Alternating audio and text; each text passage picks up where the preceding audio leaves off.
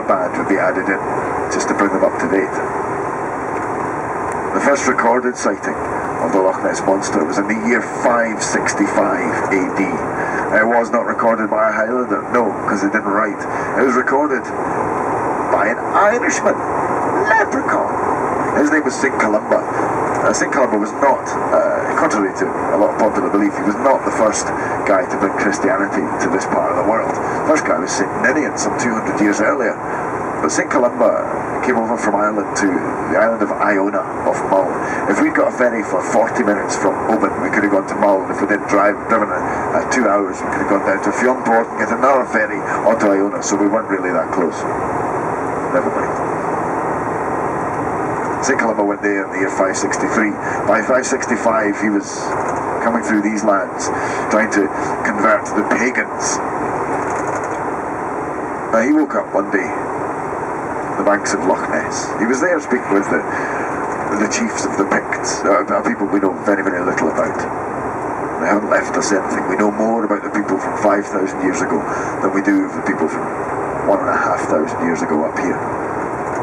And St. Columba's little rowing boat had slipped its moorings, and it has sailed inward, drifted into the middle of the loch. Now, St. Columba told his manservant to go and fetch it, and all the local guys, all the Picts, told him he was mental. He said, no, you can't send your man in there.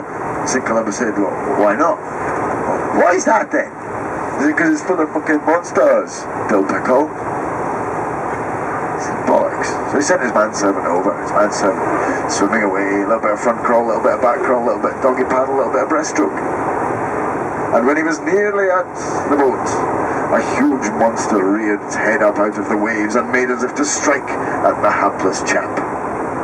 And St. Columba, being a monk, drew the sign of the cross in the air.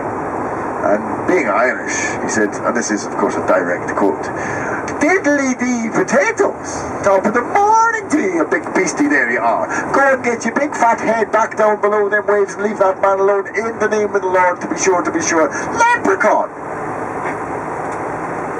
That was the last time Nessie ever tried to hurt anyone, because she found Jesus. That's what I say. That's the first recorded sighting of the Loch Ness Monster. Obviously the Picts knew all about it, but they didn't write anything down. If you don't believe me, go to the Vatican City, look through there, trawl through their annals, year 565, Anno Domini, and you will find St. Columba's encounter with the beast in Loch Ness. There's been loads and loads and loads and loads and loads of sightings since then.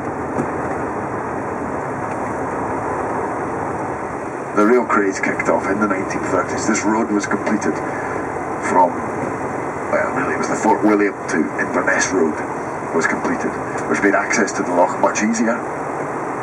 Also at that time, photography technology, printing technology had increased so that photographs could go right around the world on the front of newspapers. One of the first photographs to do this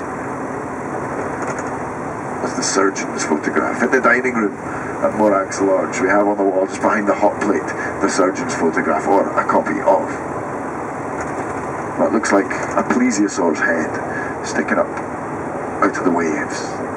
Dark, grainy, black and white image. That's went right around the world. The monster has been sighted. It wasn't the first sighting. He'd come up here because he'd heard some other ones. The first modern, or the first one after this road was completed, was a honeymooning couple. And they saw Nessie crossing the road. They were on a drive, and Nessie just bounded across the road in front of them. Well, you have to remember, it was only 1967 that drink driving became illegal in this land.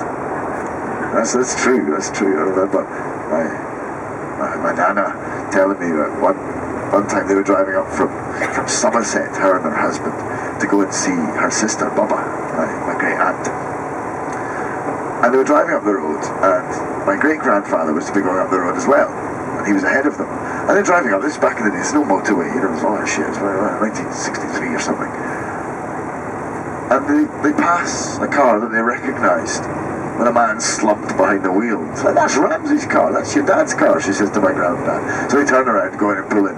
There's my great grandpa sitting, drooling, dribbling, completely pissed. He'd just driven 150 miles. It was legal. Oh, what a nice day for a sail on the loch. Beautiful. Beautiful wee sailing boat. So yes, they might have been drunk. That's alright. You're allowed. There have been loads and loads of sightings. The surgeon's photograph was then claimed to be a hoax many years later. The surgeon in question was a Harley Street doctor. That was 1934, that photograph was taken. His son-in-law, after he died, after the surgeon died, his son-in-law said, my father-in-law faked it. Yes, he faked it. He got this submarine, and he put a model dinosaur on the top, and he fooled the world. Well, that story might be true, except the submarine he was meant to have used did not exist, even in prototype form, for another 12 years after the photograph was taken. We don't know about that photo. There's an awful lot of sightings we don't know. There's been many, many sightings. There's a police station in Drumnadrochit where the one full-time member of the police force is dedicated to filing Loch Ness Monster sightings. They have huge cabinets full of this stuff.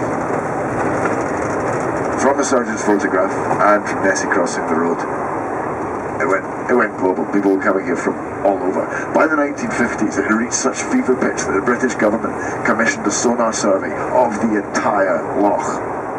So that's 24 square miles of sonar, up, down. They didn't find anything. Of course they didn't. They didn't do the whole loch at once. Nessie's stupid. 18 of them.